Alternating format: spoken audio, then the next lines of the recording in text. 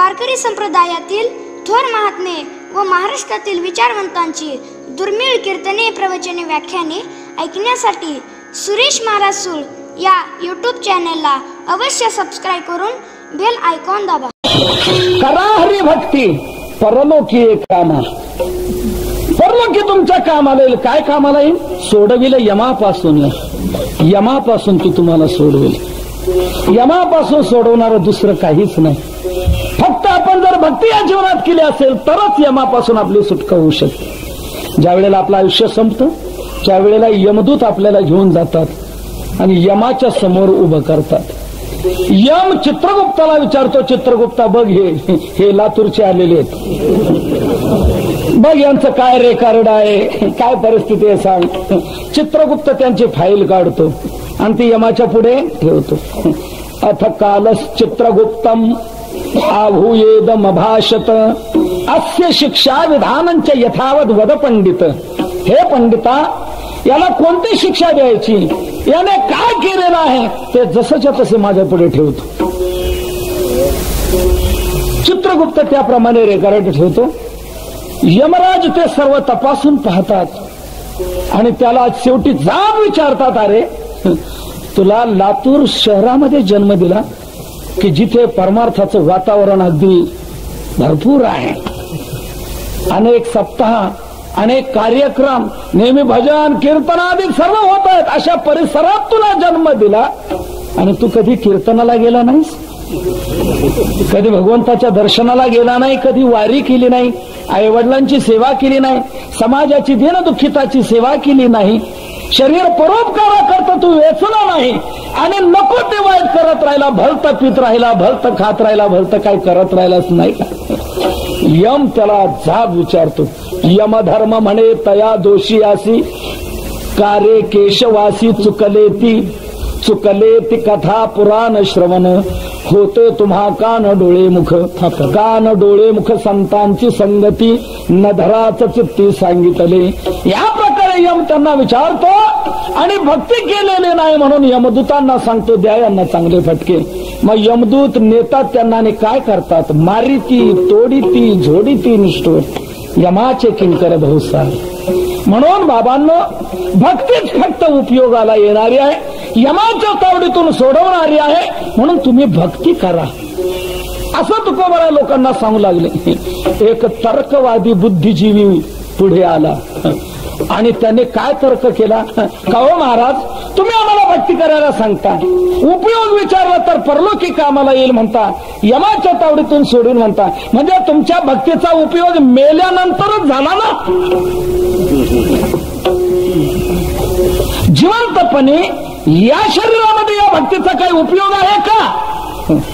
तुकोबारा म्हणतात, भल्याग्रस्ता विचार कर, जिचा मेल्यानंतर आपल्याला उपयोग होऊ शकतो तिचा या जीवनात उपयोग होणार नाही का. निश्चितच उपयोग होणार. या जीवनात काय उपयोग होतो, ज्या समाधानाकरता तुम्ही रात्रंदिवस धडपड करता ते समाधान या भक्तीने प्राप्त होतं.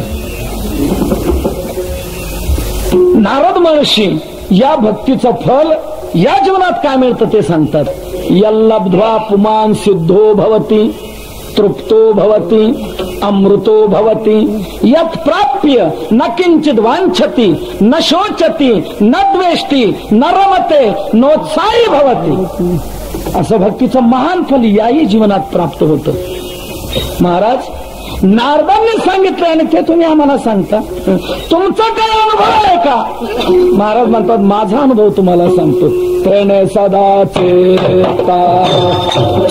समाधान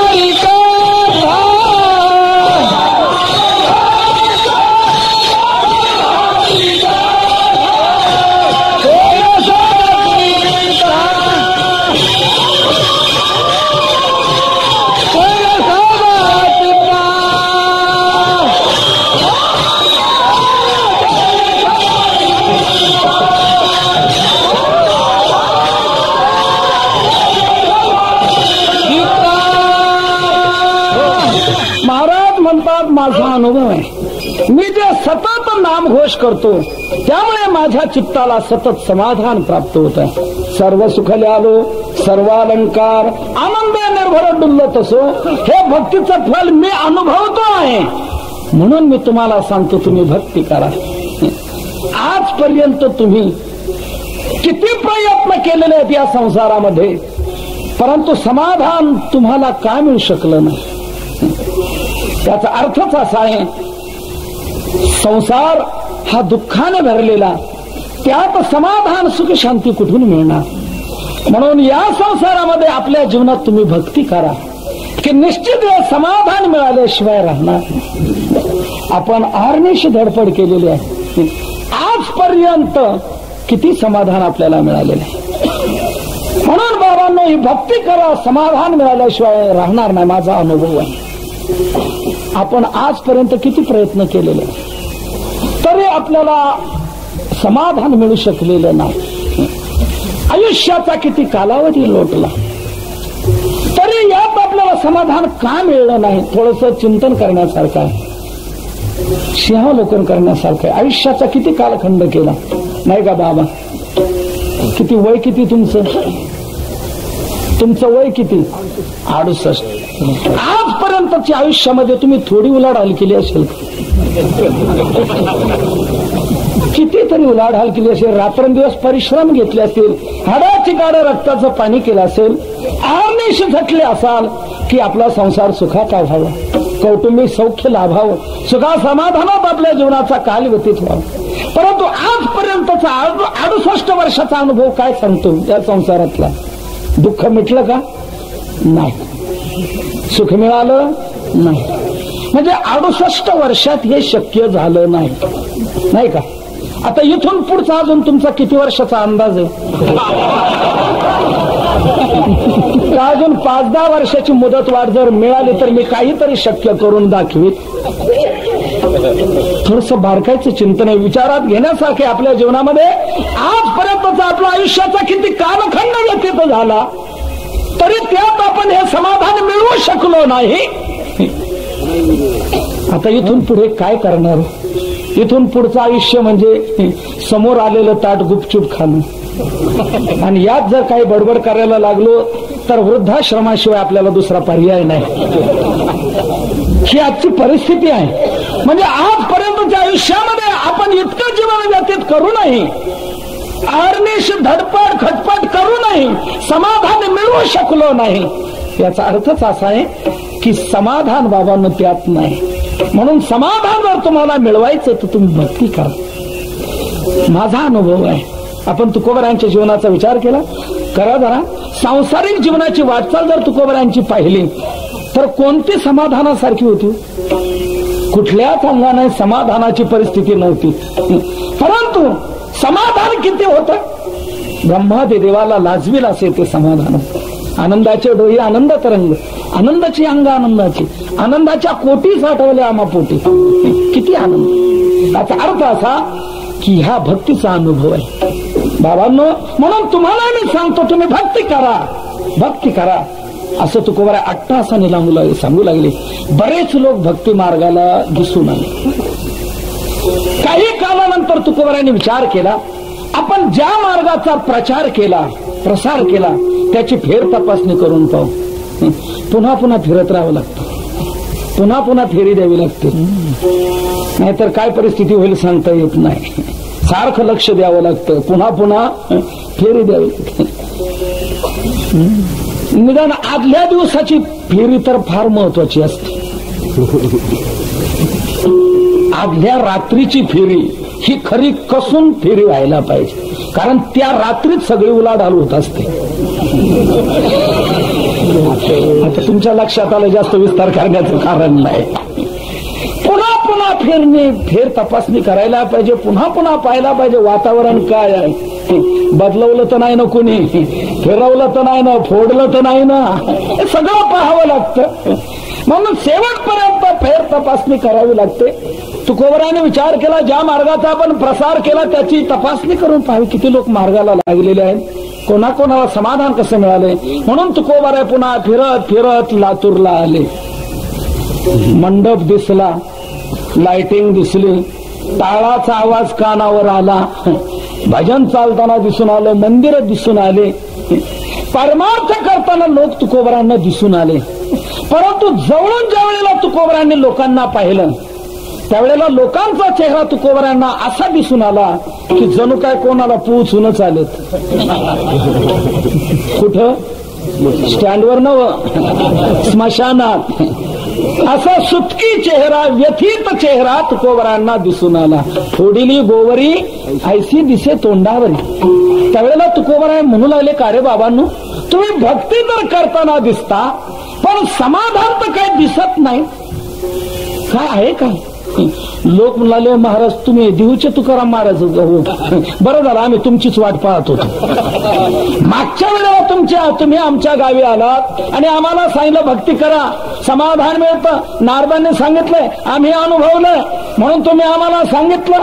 त्या दृष्टीने आम्ही भक्ती मार्गाला लागलो, भजनी मंडळ स्थापन केलं, नगरला जाऊन टाळ आणले, पंढरपुराहून विना आणला, पखवाज आणला, सर्व आम्ही सुरू केलं. परंतु तुम्ही जे समाधान दाखवलं होतं ते काय आम्हाला अजून मिळालं नाही. तेव्हा आम्ही वाटच पाहत होतो की ते थाप मारणारे महाराज कधी मिळतील. आम्हाला लावलं नादाला, भक्ती करायला लावलं, परंतु या समाधान अजून काय मिळत नाही आम्हाला. काय कारण? तुकोबरा म्हणतात, बाबांना मिळायलाच पाहिजे समाधान. भक्ती करताना समाधान मिळायलाच पाहिजे. नारदांनी सांगितलं, आम्ही अनुभवलं, म्हणून तुम्हाला मिळायलाच पाहिजे. लोक म्हणाले, आमचा अनुभव सांगतो की आम्हाला मिळत नाही. तुकोबरा म्हणतात, मग भक्ती करूनही जर तुम्हाला समाधान मिळत नसेल तर शास्त्राचा एक अबाधित सिद्धांत आहे की साध्य जर प्राप्त होत नसेल तर साधन चुकतंय, हे मानावं लागतं. साधन निर्दोष व्हायला हवं, साधन बिनचूक व्हायला हवं, मग साध्याची प्राप्ती होईल.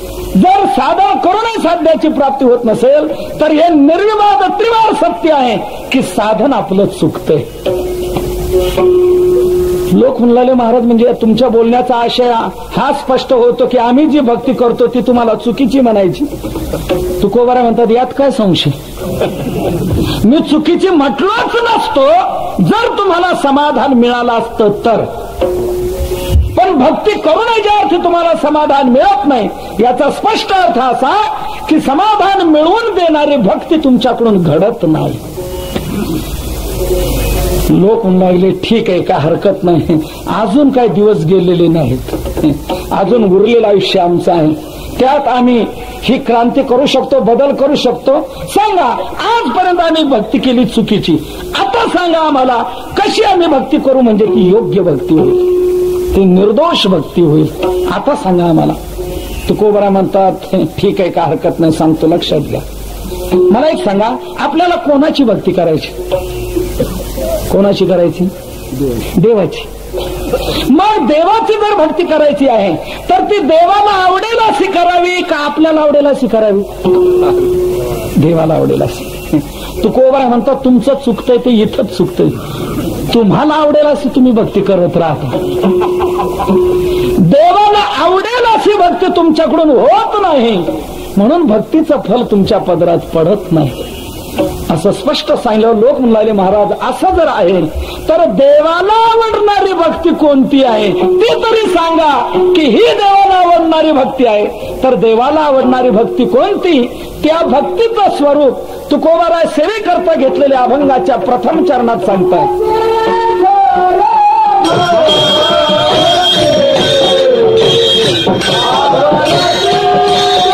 देवा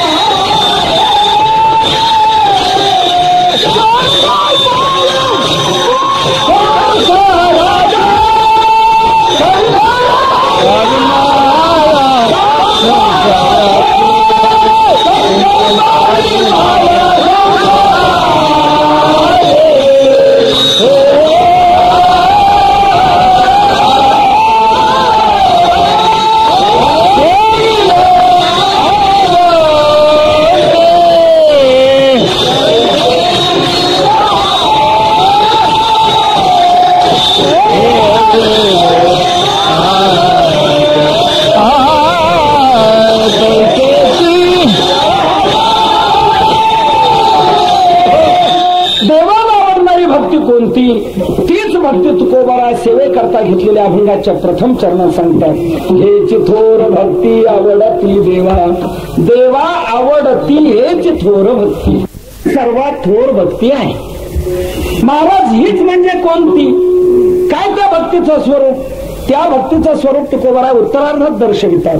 संकल्पावी माया संसाराची, संसाराची माया संकल्पावी हेच देवा आवडती थोर भक्ती. संसारावर आपली जी माया आहे तिचा संकल्प देवाच्या ठिकाणी करावा. ती माया ते प्रेम देवाच्या ठिकाणी लावावं की हीच देवाला आवडणारी सर्वात थोर भक्ती आहे. काय भक्तीचं मार्मिक स्वरूप सांगितलं आपण लक्षात घ्या. तुकोबारांनी संसार सोडायला सांगितला नाही.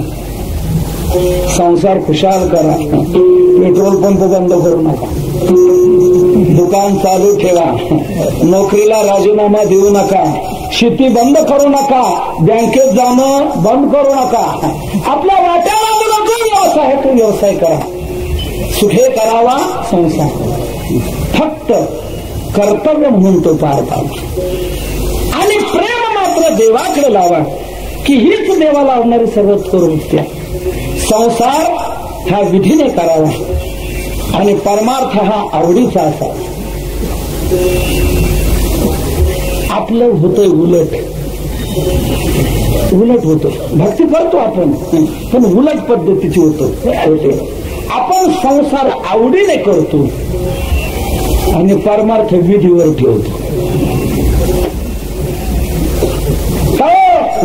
चला ना भजनाला.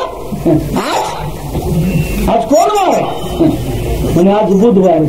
मग म्हणे आज नाही, सोमवार आणि गुरुवार. मला सांगा बाकीचे वार काय घातवार आहेत का भजनाला? आपण काही विधी ठरवतो परमार्थाचा की या वेळेला करायचं त्या वेळेला करायचं. संसाराकरता कोणते वार नक्की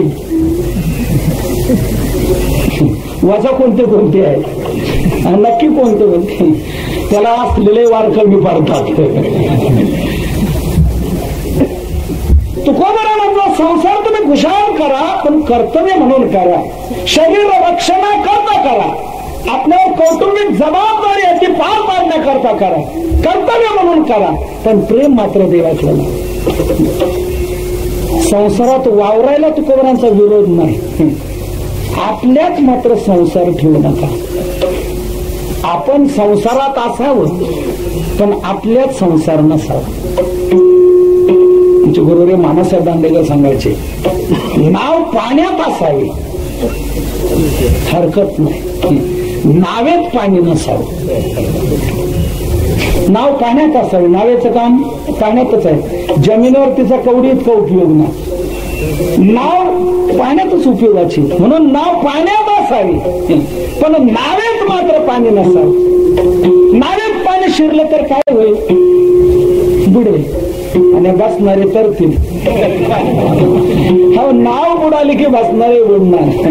म्हणून नाव पाण्यात असावी पण नावेत पाणी नसावं. तसं आपण संसारात असावं पण आपल्याच संसार नसावं. तुकोबारा म्हणतो संसारात खुशाल व्हावं. आपलं उलट होतं वावरतो परमार्थामध्ये आणि प्रेम चढलेलं असं संसारामध्ये.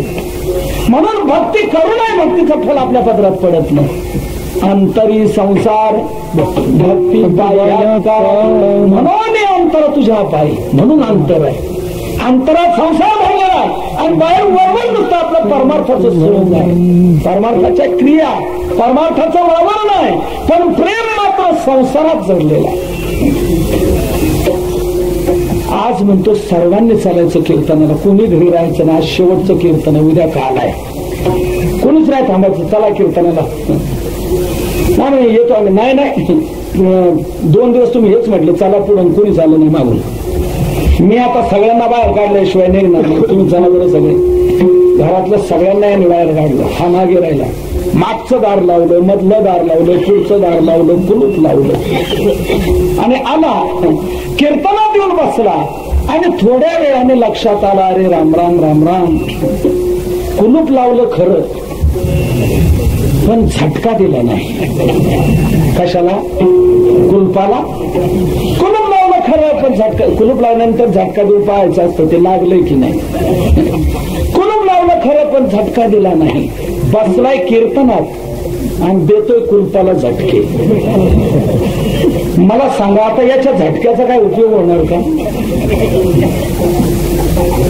परमार्थात आहे, कीर्तनात बसलेला आहे, वावरतोय परमार्थामध्ये आणि प्रेम जडलेलं आहे तिकडं.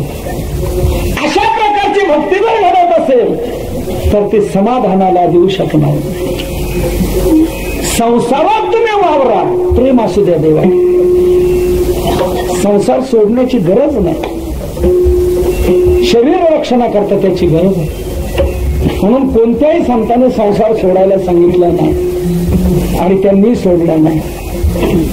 निवृत्तीनाथ, ज्ञानोबाराय, सोपान काका निवृत्त जर ब्रह्मचारी संत वगळले, बाकीचे सर्व संत गृहस्थाश्रमात होते.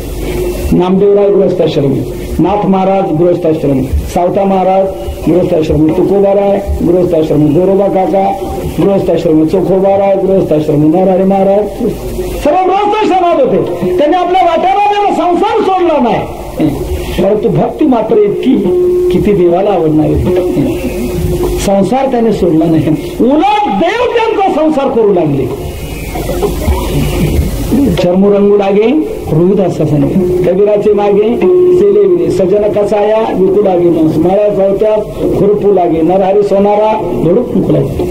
म्हणजे त्यांनी संसार सोडला नाही, उलट देव त्यांचा संसार करू लागले. म्हणून मी नेहमी सांगत असतो, माणसाने संसार असा करावा की तो आपला संसार देवाला आवडावा. त्यांनी संसार सोडला नाही, पण त्यांचा संसारही देवाला आवडला. आपली भक्ती देवाला आवडत नाही. विठ्ठल विठ्ठल रक्षणाकरता त्याची गरज आहे, कौटुंबिक रक्षणाकरता त्याची गरज आहे, म्हणून तो सोडण्याचं सांगितलं नाही. पण हे तत्व रहस्य लक्षात ठेवायचं, संसार जो करायचा आहे तो या देहासाठी करायचा आणि देह लावायचा आहे तो परमार्थासाठी. संसार देहासाठी आहे पण देह संसारासाठीच नाही, हे तत्व नीट लक्षात घेतलं पाहिजे. आपलं उलट होतोय, आपण तिथल्या तिथेच फिरतो. संसार देहासाठी, देह संसारासाठी, संसार देहासाठी, देह संसारासाठी. जसं ते घड्याळ असतं ना लोलकचं, तो लोलक इकडं तेवढाच इकडं तेवढा, तसं आपले तिथल्या तिथेच असतं. संसार देहासाठी, देह संसारासाठी. यापेक्षा पुढे आपण आपल्या जीवनात काहीच प्रगती करून घेत नाही.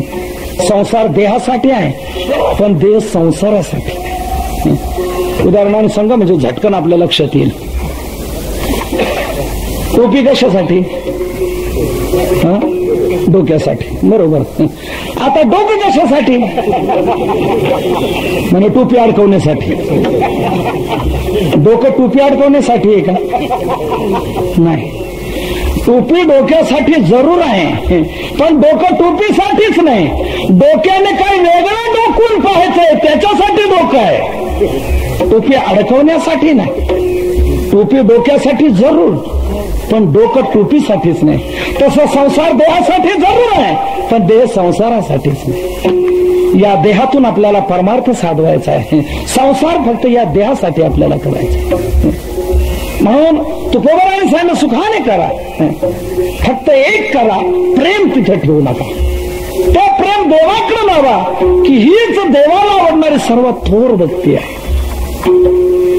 प्रेम आपण संसारातच ठेवून जर असू तर या भक्तीचं फल आपल्या पदरात पडणं अवघड आहे.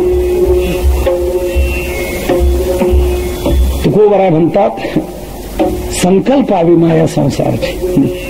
रामकृष्ण परमहंस एक सुंदर दृष्टांत सांगायचे. 3-4 गंजाडी माणसं प्रवास करण्याकरता निघाले. ते म्हणाले हे पारे गड्यानं चाललोत आपण खरं, पण ज्याच्या आधारावर आपण प्रवास करणार ती सामुग्री सांगा ते चालवावी. आपल्या पुढे बरोबर या. त्यांनी त्या पुढ्या बरोबर घेतल्या, प्रवासाला निघाले. जसे जसे आठवण व्हायची तसतसे ते बसायचे. तो माळावा लागतो असं म्हणतात बर का. आता तुम्ही म्हणाल बुवा तुम्हाला यातली काय माहिती आहे का? काय पद्धतशीर माळायचे, चिरीमध्ये भरायचे, बस बंबाला टेकडीवाले कैलास के राजा. चिलिम भरा है ताजा दम लगाने तू आजा. हे गंजाडी शंकराला बोलवतात गांजा ओढायला. काय म्हणतील काय सांगताय. दम मारायचे, पुढे चालायचे. त्यांना ज्या गावाला जायचं होतं ते गाव होतं नदीच्या पलीकडे. काठावर आले तर म्हणाले का आता थोडस राहिलं, एकदा दम मारा. पुन्हा दम मारला, निघाले, धोतरवर सावरलं, पाण्यात शिरले. तिथे ग्रस्त होतं. तो म्हणाला का चाललात कुठे? म्हणे पलीकडे चाललो, आम्हाला त्या गावाला जायचंय, आमच्या पाहुणे आहेत तिथे. आणि मग धोतरवर सावरून चालला. मग म्हणे भिजू देऊ काय? तो ग्रस्त म्हणला हो या नदीत पुढे 2 पुरुषापेक्षा खोल पाणी आहे आणि तुम्ही नुसतं धोतरवर सावरून चाललात, काय उपयोग काय होणार? तुम्हाला पोहता येतंय का? ते म्हणाले पोहता म्हणजे काय ते त्यांना माहित नाही. इकडे काय म्हणतात पोहताच म्हणतो ना. पोहता येतंय का म्हणून नाही. तुला नाही म्हणा नाही. तुला एक जण म्हणला मला येते पोहता पण गादीवर. दुकानात मी असं करत असतो. आता हा दुकानावरचा गादीवरचा पोहणारा पाण्यात दम धरणार आहे का? तो ग्रस्त म्हणला तुमचं काम नाही. म्हणून पलीकडे कसं जायचं? एक नाव असते वर, जर तो नावाडी असेल तर तुम्हाला पलीकडे घेऊन जाईल. जर तर कशी भाषा वापरतो? हो म्हणे बरोबर आहे. मुक्कामी गाडी येईपर्यंत तो नावाडी असतो. मुक्कामी गाडीतले लोक का आले की त्यांना पलीकडच्या काठावर तो नेऊन सोडतो, त्याचे नाव पुन्हा इकडे आणून ठेवतो की तो घरी जात असतो. त्या मुक्कामी गाडीपर्यंत मात्र तो नक्की थांबतो. ती जर गेली नसेल तर तुम्हाला मात्र जमू शकेल. निघाले, चला चला. संध्याकाळ झालेली होती. पण म्हणे एखाद्या वेळेला जाईल तरी हाक तरी मारा. बाबा हाक मारतायत, पण नेमका प्रकार तसा घडला होता. गाडी येऊन गेली होती. त्या नावाड्याने लोकांना पलीकडे नेऊनही सोडलं होतं. आपले नाव अलीकडच्या काठावर आणून त्या नावेचा दोर काढून काठावरच्या लिंबाच्या झाडाला बांधून टाकला होता ते नाव. आणि ते वल्ले आड बदललं पण तो घरी निघून गेला होता. आणि हे नावाडी दादा आता नाही तो कुठून नाही. ते जमला काय रे भानगड, त्याने फसवलं तर नाही. तिसरा म्हणला नाही रे तसं नसेल. निदान बारकाईने बघा रे काय नाव तरी दिसते का? आता अंधकार झाला होता संध्याकाळची. जरा जरा दिसायला लागलं म्हणे, हालताना दिसते काहीतरी पाण्यावर बर का, नाव असावी म्हणे. चौथा म्हणला अरे पण नावाडी. पहिला म्हणतो अरे नसे ना नावाडी, नाव तर आहे ना, आपण मारू म्हणे, त्यात काय वगैरे बर म्हणे. ते आले, नाव होती पण नावाडी नाही. आता काय करायचं म्हणे, चला आपण मारू म्हणे वल्ले, त्यात काय वगैरे. त्यांनी म्हणे वल्ले इथेच कुठे असतील. एका बाजूला कोप होती, एक झोपडी बांधलेली, त्याच्यात पाहिलं तर ते सापडले. घेतलं, नावेमध्ये बसले. ते म्हणाले हे पारे आपली काय प्रॅक्टिस नाही, पहिला प्रयोग आहे आपला, आपण पाळीपाळीने करूया. आम्ही दोघे आता मारतो. ते दोघेंना वल्ले मारू लागले. 8 वाजले, 9 वाजले, रात्रीचे 10 वाजले, पण पलीकडचा काठ काय त्यांना लागे नाही. ते म्हणाले आम्ही थकलो रे गाड्या, आता तुम्ही मारावं. ते दुसरे दोघे जण बसले. ते जोर जोराने वल्ले मारू लागले. 11, 12, 1 वाजले, पलीकडचा काठ नाही. ते म्हणाले भानगड काय रे, किती रात्र झाली, अर्धी रात्र झाली तरी अजून आपल्याला पलीकडचा काठ लागेल. तिसरा म्हणला अरे हा विचार करणं मूर्खपणाचा आहे, मारत राहा, कधी ना कधीतरी पोहोचू. काय वर पाऊस पडला असेल, सध्या पाऊस काय भानावर नाही, कधीही पडतो कधीही पण काय सांगता येते. पाऊस पडला असेल, महापूर आला असेल, मारत राहा. पुन्हा मारतायत. अख्खी रात्र गेली त्यांची वल्ले मारण्यात, पण पलीकडचा काठ काही नाही. सकाळ झाली, जरा जरा दिसायला लागलं. तो म्हणाले का रे अजून बरंच पाणी तोडायचं राहिले.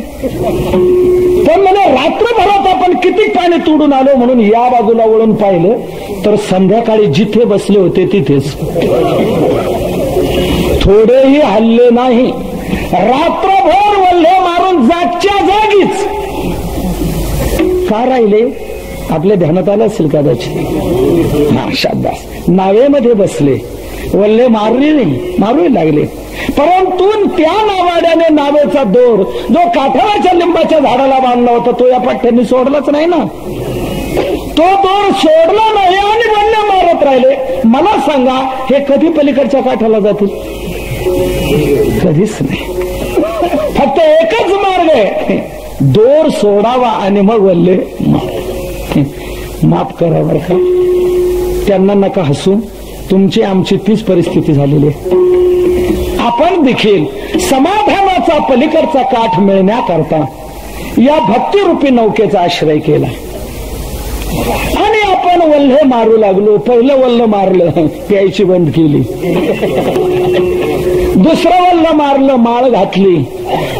तिसरं वल्ल मारलं, कीर्तनाला जाऊ लागला. चौथं वल्ल मारलं, वारी सुरू केली. पाचवं वल्ल मारलं, नित्यनेम सुरू केला. रात्रंदिवस परमार्थाचा आपण वल्ल मारणं करतोय, परंतु समाधानाचा पलीकडचा काठ काय आपल्याला मिळत नाही का? तर या भक्तिरूपी नौकेचा प्रेमरूपी दोर संसाररूपी लिंबाच्या झाडाला बांधलेला तसाच आहे. म्हणून जोपर्यंत तो प्रेमरूपी दोर संसाराचा सोडत नाही आणि या भक्तिरूपी नौकेत बसून वल्ले मारत नाही, तोपर्यंत समाधानाचा पलीकडचा काठ मिळणं शक्य नाही. विठ्ठल तेव्हा तुकोबारा म्हणतात, बाबांनो, भक्ती ही नीट समजून घ्या. संसार खुशाल करा, फक्त प्रेम तिथे ठेवू नका. ते प्रेम इकडे देवाकडे लावा, की हीच देवाला आवडणारी सर्वात थोर भक्ती आहे. हीच थोर भक्ती आवडती देवा संकल्पावे माया संसाराची. या भक्तीला दोन विशेषणं दिलेली आहेत, आवडती आणि थोर. आवडणारी कशी आणि सर्वात थोर कशी मी नंतर उजारता भाग पुढे सांगेल. तूर्त भावार्थ संपवतो. तुकोबारा म्हणता, देवाला आवडणारी ही सर्वात थोर भक्ती आहे. पण कहू महाराज, प्रेम जर आम्ही देवाला लावलं तर संसार होणार कसा? प्रेम नसेल तर संसारही नीट होऊ शकत नाही. आणि संसार जर धड झाला नाही तर शरीर यात्रा चालणार कशी? निर्वाह होणार कसा? तुकोबारा म्हणतात, ही चिंता करण्याचं तुम्हाला काय कारण आहे? निर्वाहाची काळजी करण्याचं तुम्हाला काहीच कारण नाही. तुम्ही प्रेम त्याला अर्पण केलं का तुमची सगळी काळजी त्याला. मग आम्ही काय करायचं? तुम्ही एक करायचं, तो जसं ठेवील तसं तुम्ही चित्तात समाधान ठेवून राहायचं. हेच अभंगाच्या दुसऱ्या चरणात सांगतायत.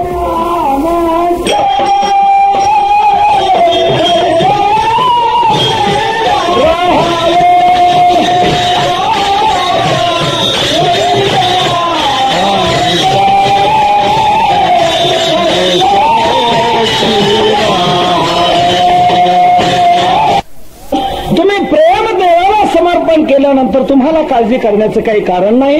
तुमची सगळी काळजी त्या देवाला. तुम्ही फक्त एकच करायचं, तो जसं ठेवील तसं चित्तात समाधान ठेवून राहायचं. कोणी म्हणेल आम्ही कुठे असणार, त्याला कसं काय कळणार? तुकोबारा म्हणतात, तो अनंत आहे. ठेविले अनंते. अनंत कोणाला म्हणतात? ज्याचा देशाने नाश नाही, ज्याचा कालाने नाश नाही आणि ज्याचा वस्तूने नाश नाही. तो व्यापक असल्यामुळे त्याचा देशाने नाश नाही, तो नित्य असल्यामुळे त्याचा कालाने नाश नाही आणि सर्वात्मा असल्यामुळे वस्तूने त्याचा नाश नाही. नव्यापित्वा देशतोंतो नित्यत्वान नापि कालता न वस्तुतोपि सार्वात्म्यात आनंत्यम ब्रह्मणि त्रिधा. म्हणून तो सर्व देशात आहे, सर्व काली आहे आणि सर्व वस्तुरूप आहे. म्हणून तुम्ही कोणत्याही देशात जरी असला त्याच्या लक्षात येणार, तुम्ही कोणत्याही कालात जरी असला तरी त्याच्या लक्षात येणार. म्हणून तुकोबारा म्हणतात, तो सर्व तुमची दखल घेणार आहे. तुम्हाला काळजी करण्याचं काही कारण नाही. जो सर्वांचा सांभाळ करतो तो तुमचा करणार नाही का? नाथ महाराज म्हणतात, सकळ जीवांचा तरी तो सांभाळ तुझं मोकलेला ऐसे नाही. जो सर्वांचा सांभाळ करतो तो तुझा करणार नाही का?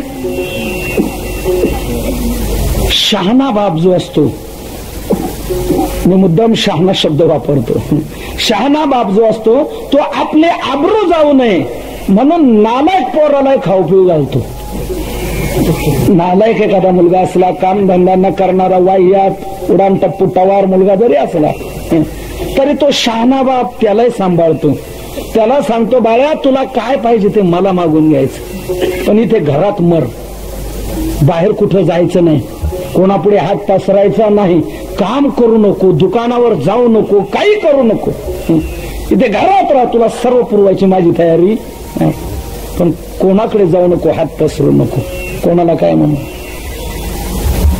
नालायक पोराचं तो शहाणा बाप रक्षण करतो. मग सांगा, असा जो बाप आहे तो दर महिन्याला 25,000 रुपये रोकड कॅश पगार स्लिप्स हातात आणून देणारा जो आज्ञाधारक मुलगा आहे, त्या मुलाला तो सांभाळेल की नाही? हो, जरूर सांभाळणार.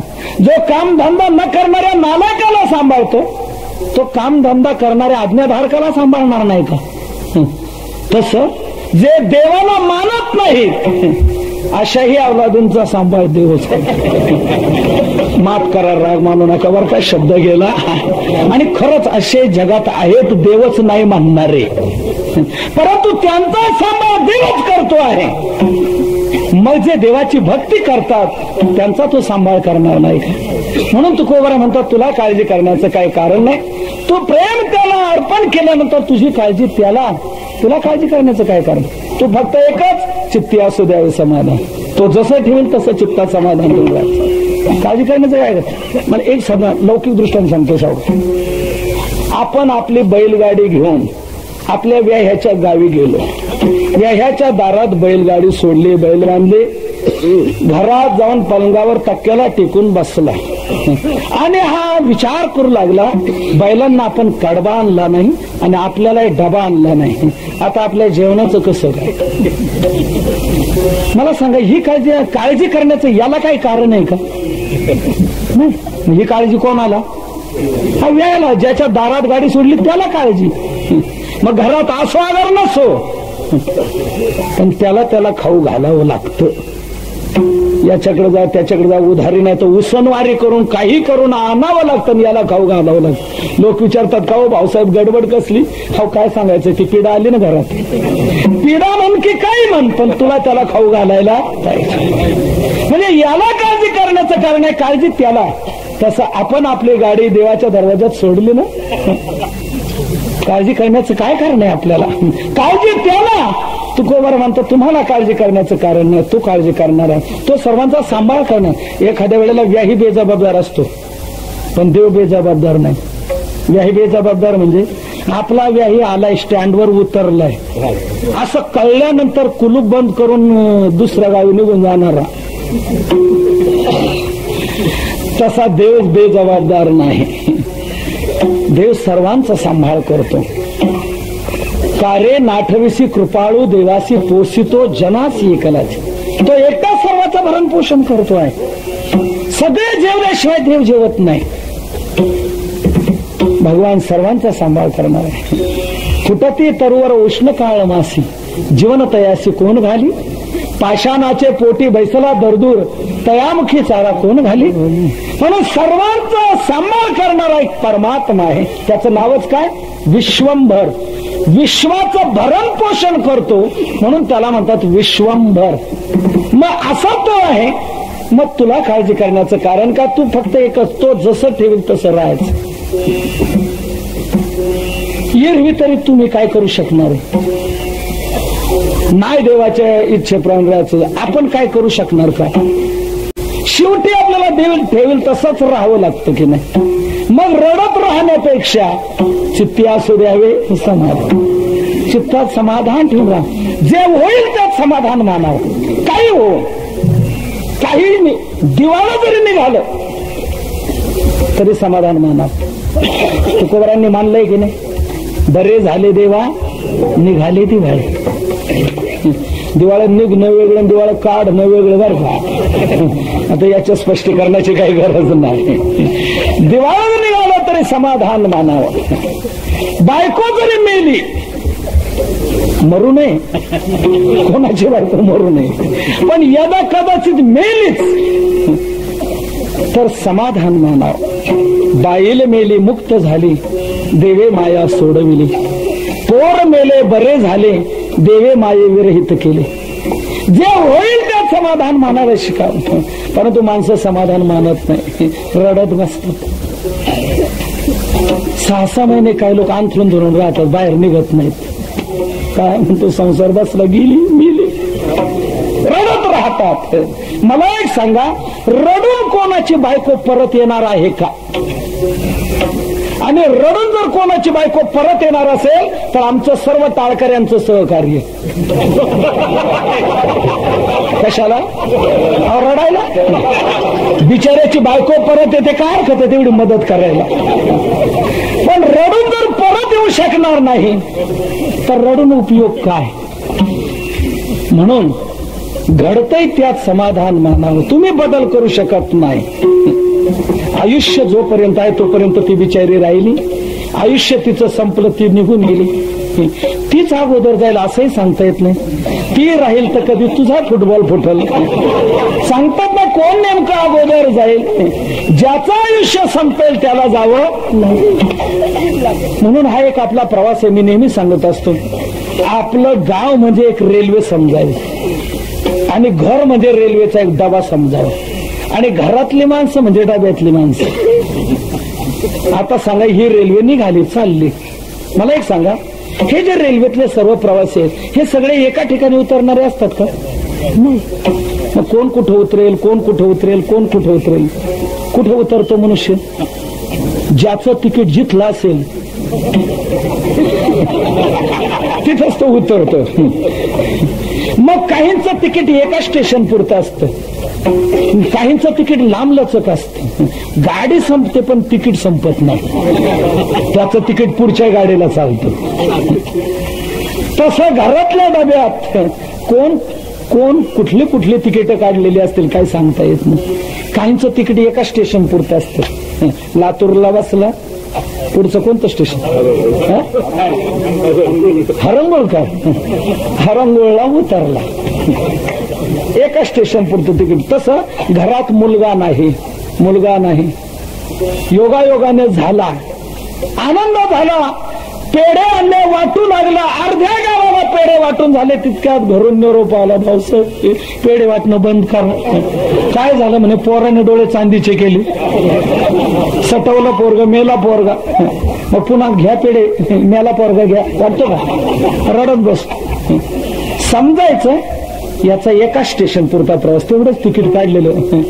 घराच्या डब्यात शिरला आणि लगेच उतरला, एका स्टेशनचं तिकीट.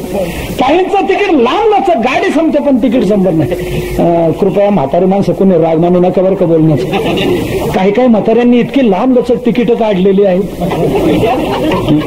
मुलगा मरतो, सून मरते, नातू मरतो, पण म्हातारा आहे जीवन.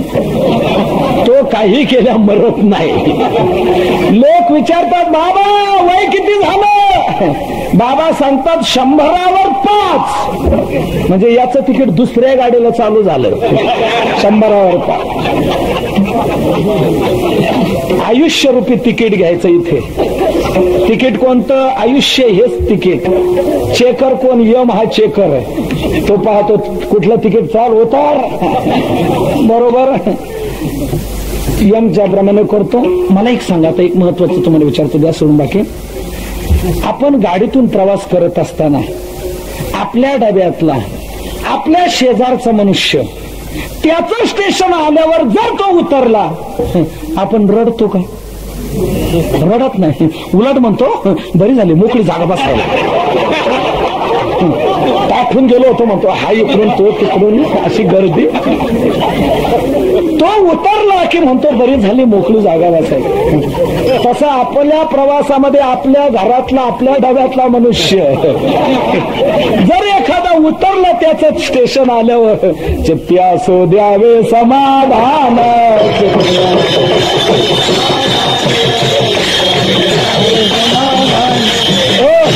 चित्तात समाधान ठेवावं. कारण आपण बदल करू शकत नाही. होणार ते होणारच, घडणार ते घडणारच, त्यात बदल होऊ शकत नाही.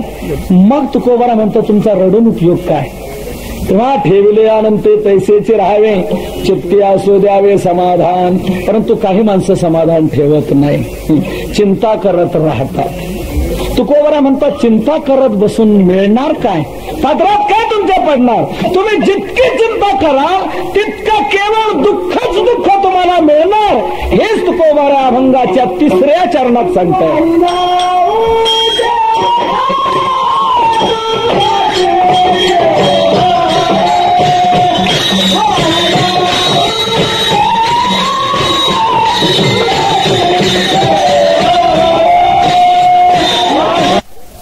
उद्वेग दुःखाची केवळ भोगणे ते फळ संचिताचे. तुकोबरा अभंगाच्या 3ऱ्या चरणात सांगतात, उद्वेग वाहिल्या केवळ दुःखाची. उद्वेग म्हणजे चिंता, काळजी जर वाहिली, तुम्ही जर चित्तात समाधान ठेवलं नाही आणि चिंताच करत राहिलात तर जितकी चिंता कराल तितकं केवळ दुःख तुमच्या पदरात पडेल. चिंता ही फार वाईट आहे. चिंता ही कधीच सुख देऊ शकत नाही. असलेलं सुखही भोगू देत नाही. चिंता अशी वाईट आहे, नसलेलं सुख तर मिळवू देत नाहीच नाही, असलेलं सुख भोगू देत नाही. असलेल्या सुखाचं दुःखात रूपांतर करणारी चिंता आहे. म्हणून चिंता फार वाईट आहे. एक वेळ चिता बरी चिता, पण चिंता फार वाईट. चिता आणि चिंता दोन शब्दात फरक काय? एक अनुस्वाराचा फरक, पण बाकी फरक किती पडतो. सजीवम दहते चिंता, निर्जीवम दहते चिता, चिता चिंता समख्याता, बिंदू मात्र विशेषता. एक अनुस्वाराचा फरक आहे, पण बाकी फरक किती पडतो. आता इकडे तुमच्या भागात काय पद्धत आहे मला कल्पना नाही, पण आमच्या पुणे जिल्ह्यात अशी पद्धत आहे. आमच्याकडे माणसांना मेल्यावर जाळतात.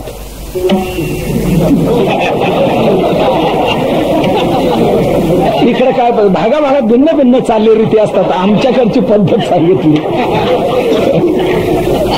अहो, आमचा पुणे जिल्हा असो की तुमचा लातूर असो, महाराष्ट्र असो का मध्य प्रदेश असो, कुठेही जा, चिता ही निर्जीवाला जाते, मेलेल्याला जाते, आणि चिंता ही जिवंत असलेल्याला जाते.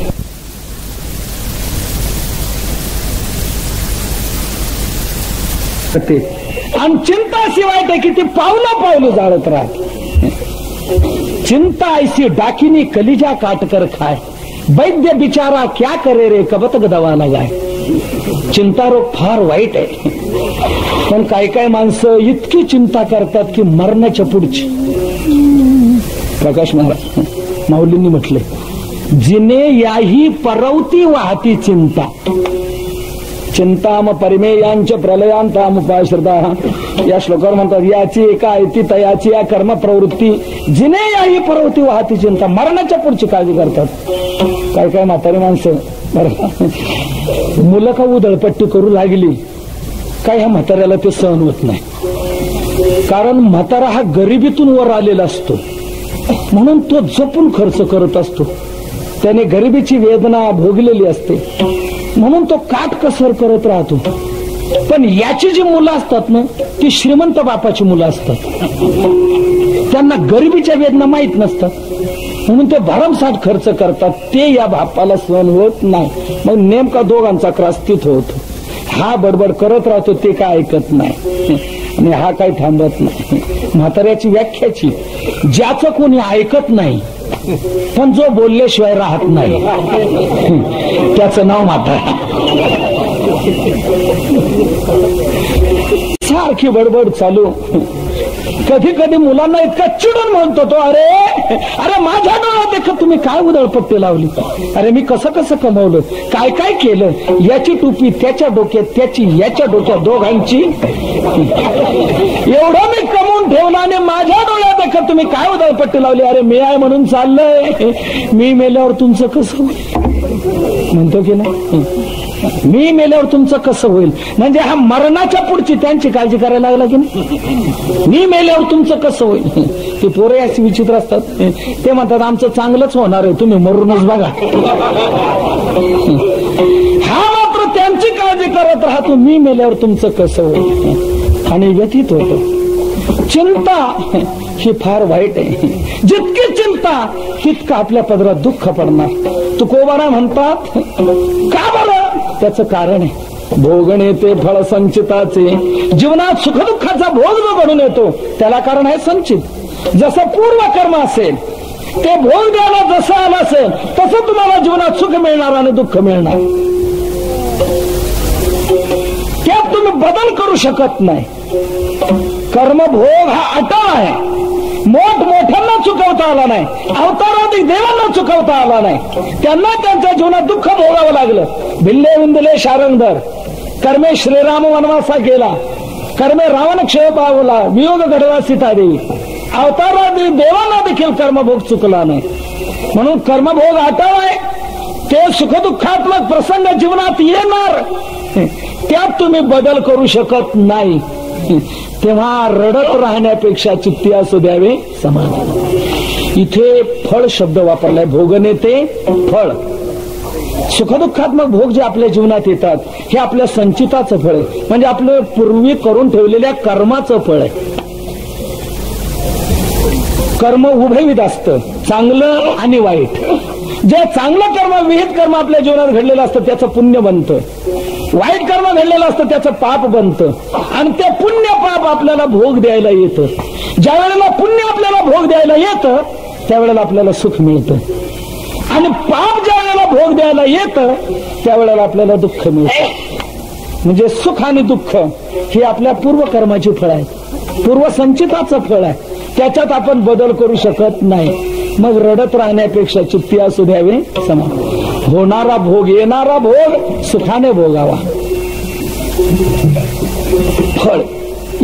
प्रकाश महाराज या शब्दातून एक मार्मिक भाव मी आपल्याला सांगतो. फळ म्हटलेलं आहे. कोणत्या झाडाला कोणतं फळ यावं हे आपल्या इच्छेवर आहे का?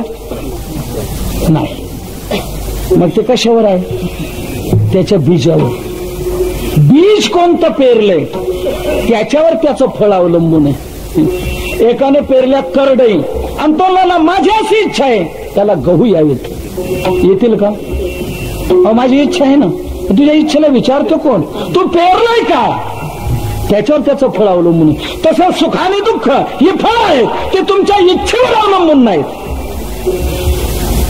आणि इच्छेवर अवलंबून असतील तर कोणी असं छातीला हात लावून सांगा माझ्या इच्छेप्रमाणे मी सुख मिळवतो, आणि माझ्या इच्छेप्रमाणे ज्या वेळेला मला दुःख येऊ नये वाटतं त्यावेळेला ती येत नाही. असं आहे.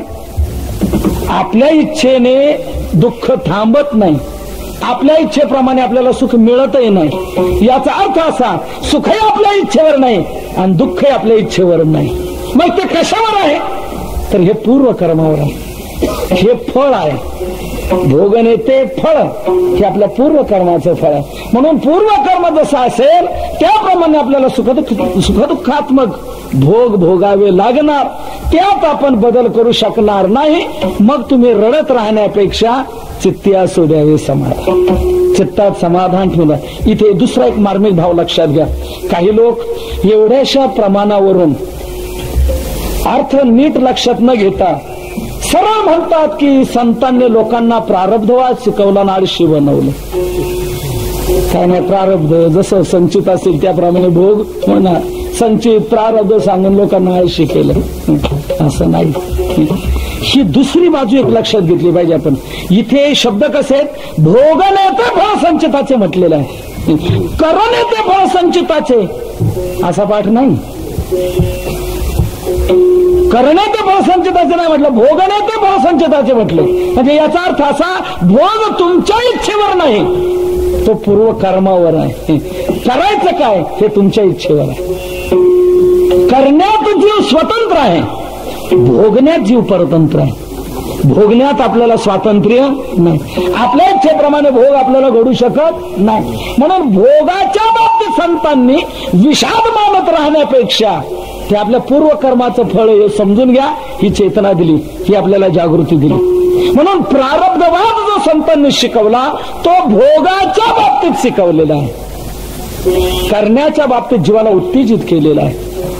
उठ, येथे नघली आड संचित असा शब्द नाड, मनसी ओन निश्चिंता. संचित शब्द तू आणू नको. अरे ओलेमुळे भेदी खडकाचे अंग अभ्यास असं सांग कार्यसिद्धी. असाध्य ते साध्य करीत असा कारण अभ्यास तुका म्हणे. उठ, संचित शब्द इथे आणू नको. करण्यात जीवाला स्वातंत्र्य, भोगात पारतंत्र्य आहे.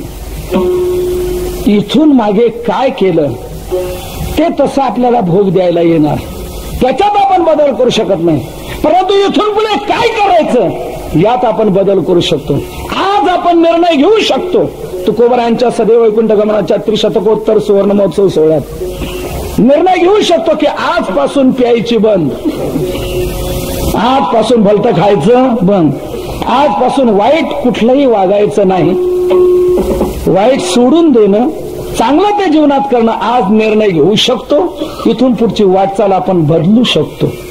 करण्यात आपल्याला स्वातंत्र्य आहे, भोगण्यात स्वातंत्र्य नाही. म्हणून भोगाच्या बाबतीत ज्या वेळेला जीव हताश होतो त्यावेळेला संत त्याला समजूत घालून समाधानावर आणतात. हे बाबा तुझ्या हातात नाही, हे तुझ्या पूर्वकर्माच्या हातात. भोगात आपण परतंत्र. मला एक सांगा, इंदिराबाईला मारण्यात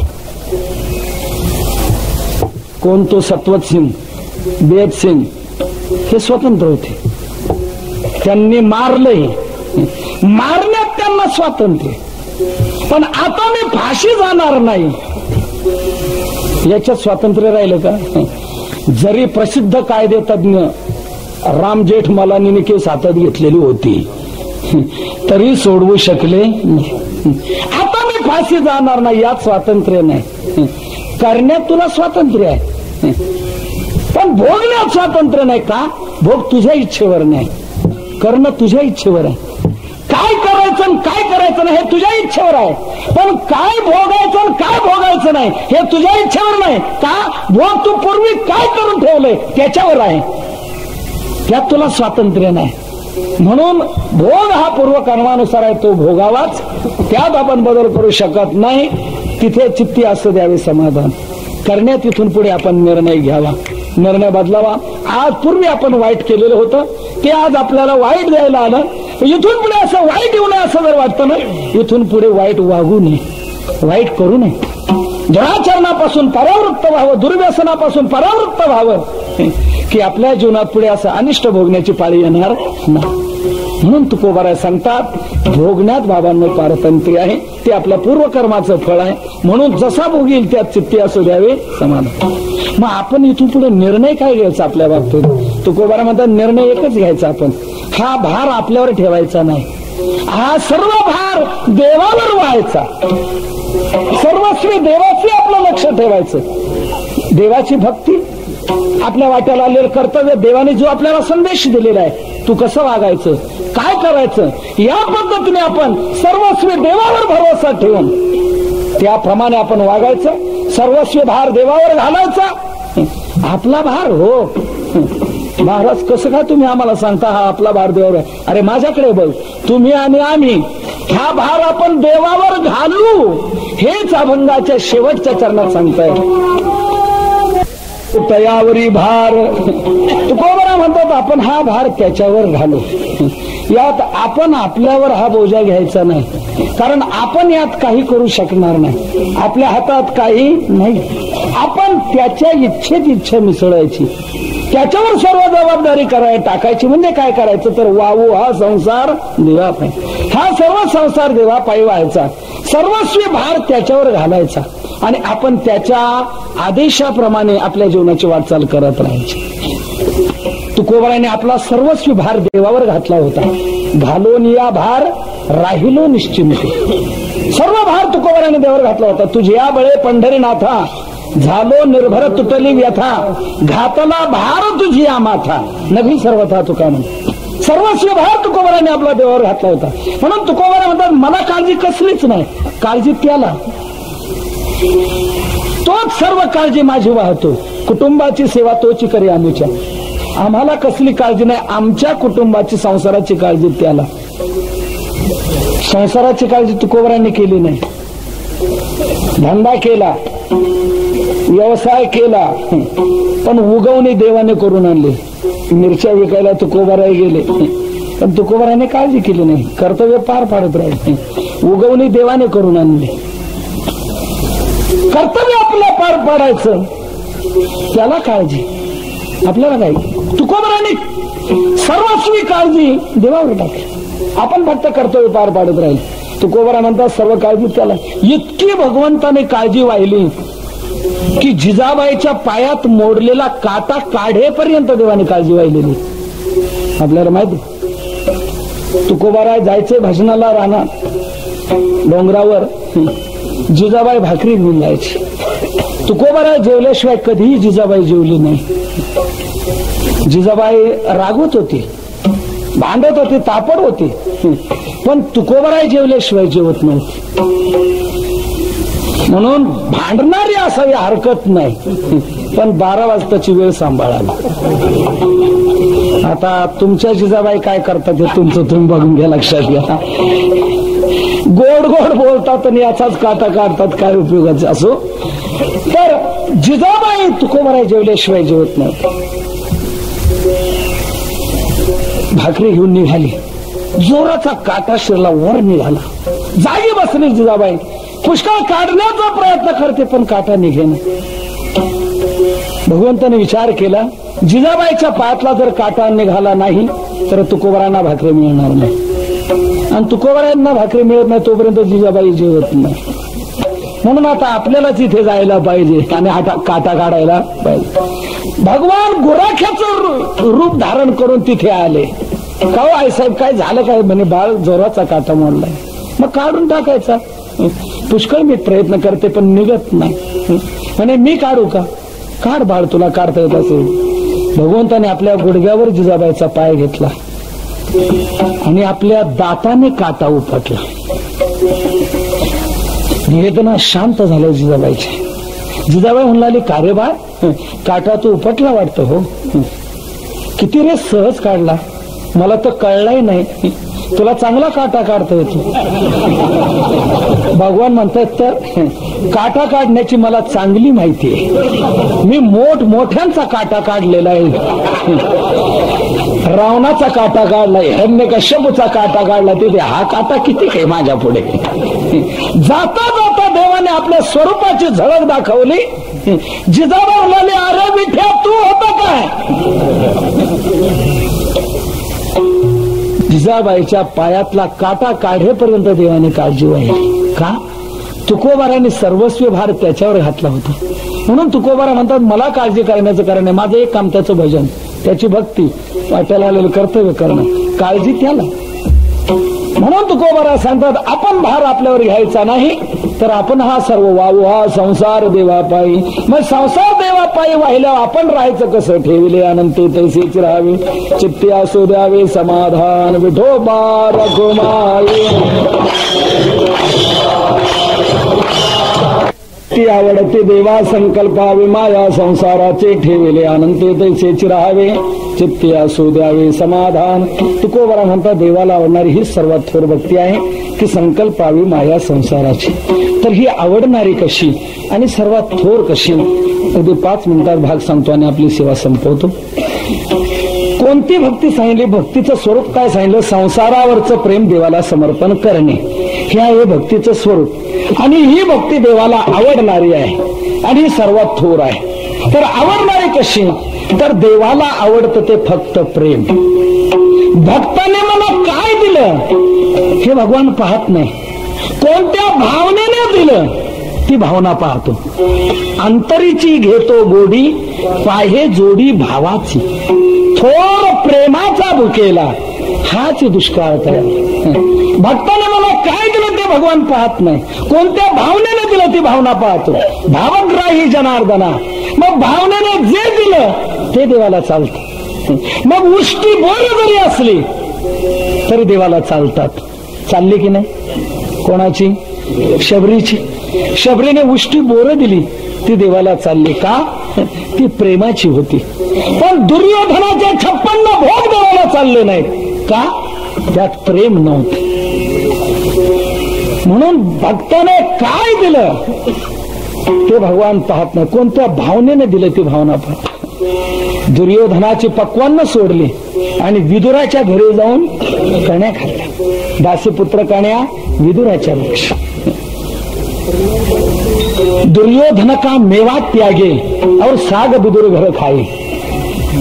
दुर्योधनाची पक्वान्न देवाने सोडली. काय? याचा अर्थच असं आहे, भगवान फक्त भाव पाहतो आणि भावाने जे द्याल ते स्वीकारतो. भगवंताने व्याधाचं आचरण पाहिलं नाही, ध्रुवाचं वय पाहिलं नाही, गजेंद्राची विद्या पाहिली नाही, विदुराचा वंश पाहिला नाही, उग्रजनाचं पौरुषत्व पाहिलं नाही, कुब्जेचं रूप पाहिलं नाही, सुदाम्याचं धन पाहिलं नाही, त्यांचं प्रेम पाहिलं.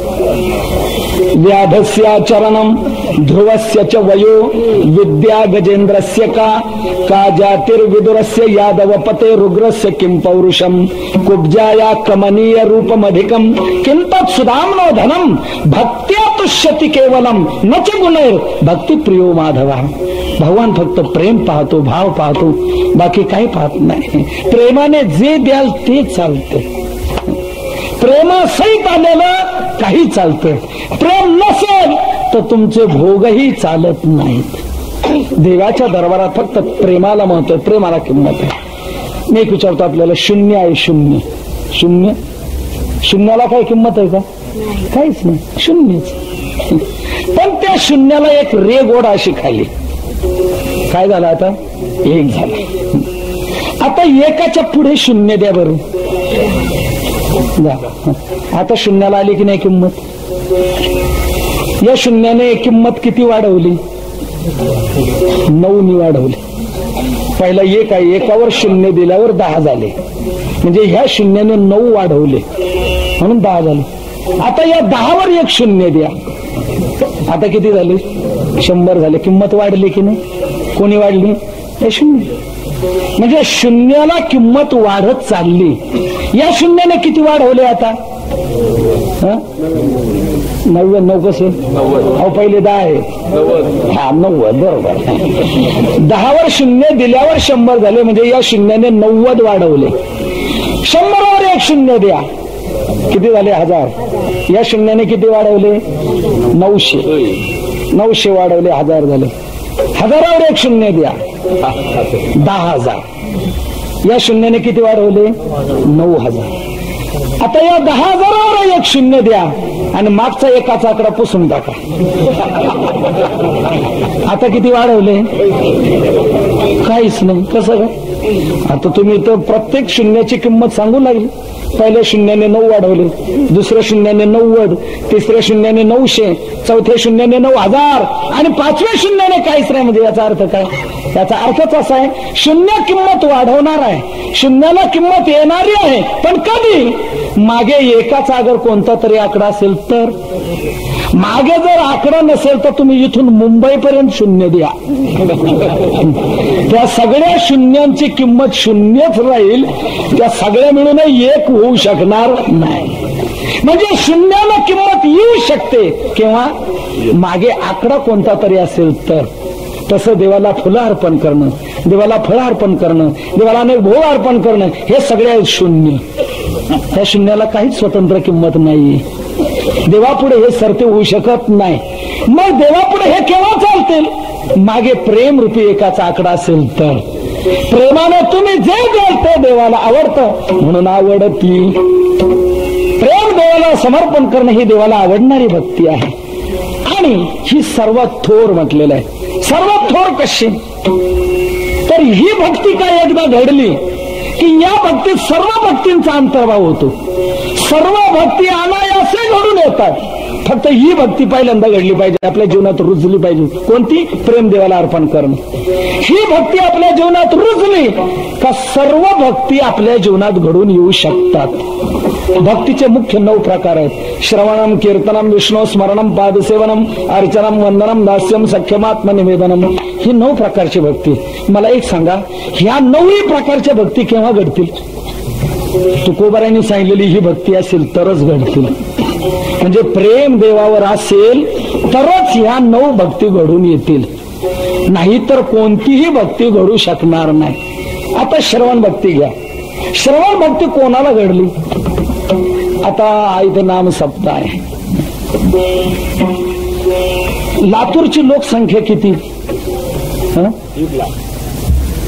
3 लाख. कीर्तनाला किती हजार? बाकीचे कुठे बाहेर गावी गेलेत का? बरं, जे कीर्तनाला हे काय लातूर मधलेच आहेत का? कितीतरी बाहेर गावचे आहेत. माझा मुद्दा आहे, श्रवण भक्ती घडली कोणाला? ज्याच्या अंतःकरणात देवाविषयी प्रेम आहे त्याला. ज्याच्या अंतःकरणात देवाविषयी प्रेम आहे त्या लांबूनही इथे आलेले आहेत. आणि ज्यांच्या अंतःकरणात प्रेम नाही ते शेजारी झोपलेले असतील. म्हणजे याचा अर्थ असा, श्रवण भक्ती घडली कोणाला? ज्याचं देवावर प्रेम आहे त्याला. कीर्तन कोण करू शकतो?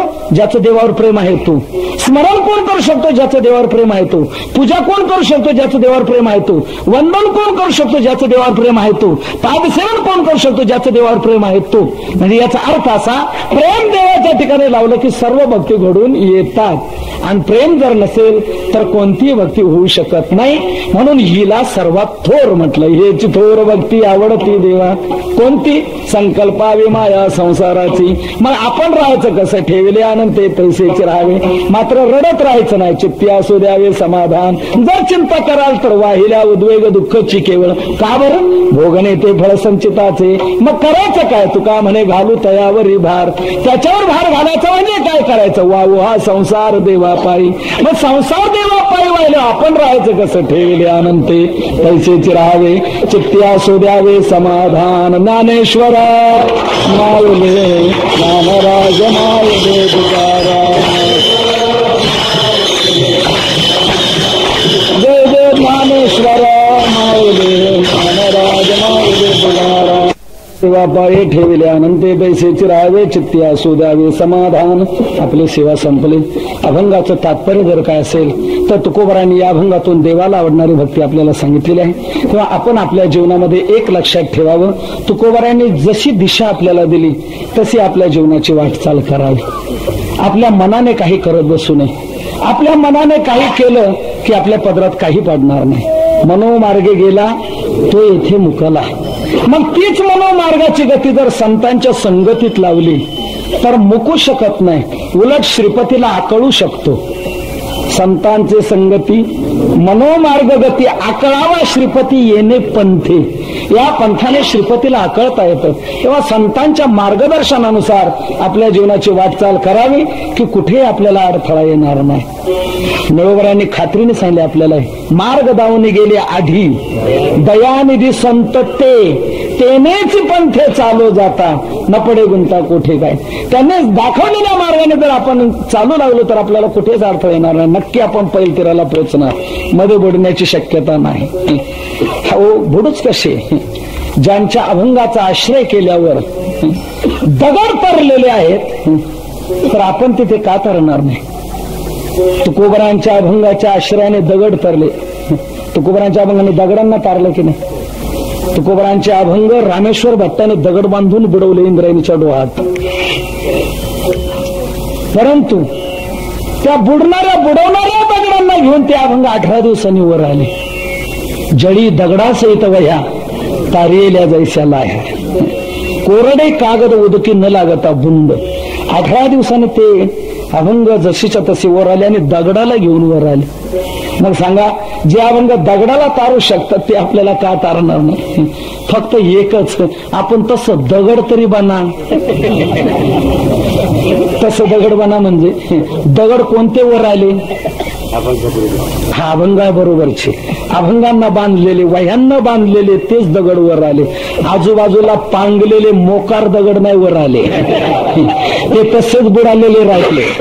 ते आणखी शेवाळले, त्यांनी दुसऱ्यांना घसरून पाडलं बुडवलं त्या दगडांनी. ते तर वर आले नाही, दुसऱ्याला वर राहू दिलं नाही, त्यांनाही बुडवलं. पण वर कोणते आले? वह्यांना बांधलेले, अभंगाला बांधलेले. तसं आपल्याला करायचं असेल तर आपण तसं दगड बना. म्हणजे आपण अभंगाशी बांधिलकी करा, अभंगाशी आपलं जीवनबद्ध करा की हेच अभंग आपल्याला तारल्याशिवाय राहणार नाही. तुकोबारांच्या या वैकुंठ गमनाच्या 350व्या वर्षाच्या कालाचा हा आपला नाम सप्ताह नागदेव साहेबांच्या प्रयत्नाने, प्रकाश महाराजांच्या सहकार्याने, नेतृत्वाने अनेक जागोजागी भव्य प्रमाणामध्ये झालेले आहेत. ह्या अभंगाचं वाचन झालं, गाथा पारायण. हे अभंग आपण वाचू शकतो, गाथा पारायण करतो, पण हे मिळाले केव्हा याचा आपण थोडासा विचार करा. तिथे तरल्यानंतर आपल्या वाट्याला आलेले आहेत. ते बुडाले असते तर आपल्या वाट्याला आले नसते. आपण कोणतं पारायण केलं असतं, काय केलं असतं? ते तरले म्हणून आपल्या वाट्याला आले. मला असं वाटतं ते तरले म्हणून आपण तरलो. ते जर बुडाले असते तर आपणही केव्हाच बुडालो असतो. म्हणून त्या तरलेल्या अभंगाची काहीतरी आपण स्मृती ठेवायला पाहिजे. ते दगडाला घेऊन तरले म्हणून जिथं ते तरले त्याकरता तुकोबारांनी जिथं ते अनुष्ठान केलं, 13 दिवस निश्चक्र होऊन तिथे अनुष्ठान केलं, त्याच प्रासंगिक जागेवर, प्रासादिक जागेवर आपण गाथा मंदिर करायचं ठरवलेलं आहे. आणि ही योजना नुसती नाही, ती प्रत्यक्ष कार्यान्वित झालेली आहे. त्याच प्रासंगिक प्रासादिक जागेवर आपण हे मंदिर उभारलेलं आहे. 4 एकर जागा या कार्याकरता आपण ट्रस्टने विकत घेतलेली आहे आणि 12 गुंठे क्षेत्रात भव्य असं मंदिराचं काम चाललेलं आहे. जागतिक कीर्तीचं असं ते मंदिर होते. माझ्या गावी नाही बरं का, दिहुला, जिथे गाथा तरला, जिथे तुकोबरा 13 दिवस अनुष्ठानाला बसले, जिथे तुकोबरांना बालवेशात येऊन देवाने दर्शन दिलं, त्या प्रासंगिक प्रासादिक जागेवर हे मंदिराचं काम चाललंय. 1 कोटीचं काम जवळजवळ झालेलं आहे. 5 कोटीचा हा प्रकल्प आहे. मोठं जागतिक कीर्तीचं असं मंदिर आहे. आपण कोणी आता कार्तिकीला गेला असेल, जर दिहुला गेला असेल तर पाहून आला असेल कदाचित. काम 3ऱ्या मजल्याचे कॉलम झालेले आहेत. आता स्लॅबची तयारी आहे आणि खालच्या तळमजल्या तुकोबारांचा जीवन पथदर्शक हाल राहणार आहे. म्हणजे जन्मापासून वैकुंठ गमनापर्यंत काय काय घटना घडल्या याचं मूर्तीकरण, चित्रीकरण, हालते चालते देखावे, प्रत्यक्ष प्रबोधनाची रीत तिथे दाखवली जाणार आहे. असं तळमजल्यात स्वरूप राहणार. आणि पहिला आणि दुसरा वरचा जो मजला आहे तिथे आतल्या भिंतीवर उच्च प्रतीचा मार्बल वापरला जाऊन त्याच्यावर हे सर्व अभंग कोरले जाणार आहेत. 5 शिखरं राहणार आहेत, अष्टकोनी आकाराची अशी. मध्यभागी 1 तुकोबारांचं उंच असं शिखर राहणार, 125 फूट उंची राहणार त्याची. आणि 4 कोपऱ्यावर 4 अष्टकोनी आकाराची 4 मंदिरं राहणार. आणि त्या दोन्ही मजल्यामध्ये आतल्या भिंतीवर उच्च प्रतीचा मार्बलवर हे सर्व अभंग कोरले जाणार. बाहेरूनही धोलपूर सारखा असा उत्तम दगड राहणार. आणि जसे जसे अभंग काय येतील तसे प्रसंगानुसार तशी चित्रे तिथे राहणार. उदाहरणार्थ वृक्षवल्ली आमा सोयरे वनचरे हा अभंग आला की तुकोबरांचं चित्र तिथे भजनाचं दाखवून मागे वृक्ष दाखवलं जाणार. सोयरे वनचरे, सर्प जवळ कसे, वाघ जवळ कसे, असं प्रत्यक्ष ज्या ज्या अभंगाची जशी स्थिती असेल त्या प्रकारचं चित्रीकरण तिथे असं दाखवलं जाणार. सर्व अभंग उच्च प्रतीच्या मार्बलवर असे कोरले जाणार. कुणी म्हणेल हा दगडावर कोरण्याचा प्रयास कशाला, तर त्याचं कारण आहे अभंग जर दगडाला घेऊन वर आले, आपल्याला जे अभंग मिळाले ते दगडासहित मिळाले की नाही, जळी दगडासहित वया तारेल्या जायचं. मग अभंग जर दगडाला सोडायला तयार नाहीत, आपण तरी अभंगाची दगडाची ताटातूट का करा. आपल्याला दगडासहित अभंग मिळाले म्हणून दगडासहित अभंगाचं स्मारक मंदिर आपल्याला करायचं आहे. ते उच्च प्रतीच्या मार्बलवर असं करायचं आहे. आणि तिथे साधक निवास, अतिथी भवन, कार्यालय, पाठशाळा, मोफत आरोग्य केंद्र आदी करून बहुविध योजना तिथे राबवायच्या आहेत. ते अभंग आपल्याला मिळाले तिथे, म्हणून खरं आपलं जीवन हे या सन्मार्गाने जात आहे. म्हणून आपल्या सर्वांच्या जीवनाला